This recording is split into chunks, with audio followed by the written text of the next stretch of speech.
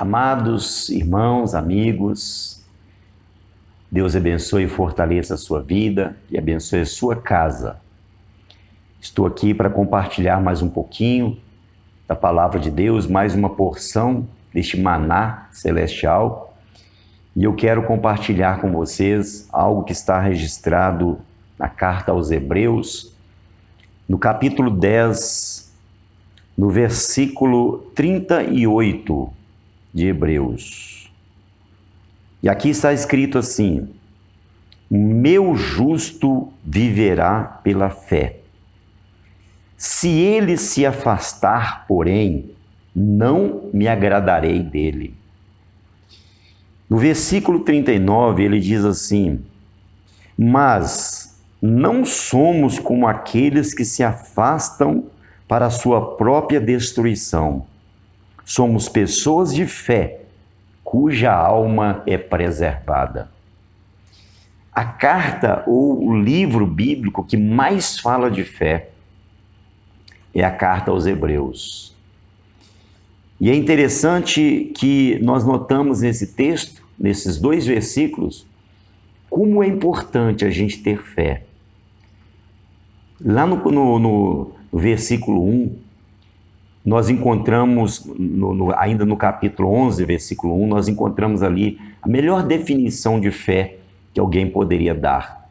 Ele vai dizer assim: a fé é o firme fundamento das coisas que se esperam e a certeza daquilo que não se pode ver. Para tudo na nossa vida a gente precisa ter fé, e para ser salvo principalmente. Mas é interessante, ele vai dizer aqui, olha, o meu justo viverá pela fé. É Deus falando que o justo vai viver pela fé. Nesse momento que estamos passando, de crises econômicas, muita gente perdendo o seu emprego. Não sabemos até onde isso vai. Precisamos aprender a viver pela fé, confiante no Deus Todo-Poderoso. Mas há uma recomendação aqui, uma exortação que Deus está dizendo: o justo vai viver pela fé, mas se ele recuar, se ele se afastar, se ele perder a sua fé, Deus não terá prazer nele. Mas há um conforto aqui, mas não somos como aqueles que se afastam para a sua própria destruição. Ou seja, aqueles que se afastam da fé, aqueles que abandonam a fé, estão fazendo isso para a sua destruição, serão destruídos.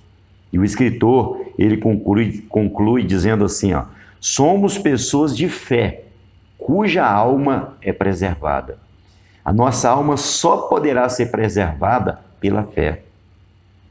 Então, que nós possamos aprender a adquirir fé, cada dia mais fé. E o mesmo livro, a mesma carta aos Hebreus, vai dizer no versículo 6, que sem fé é impossível agradar a Deus.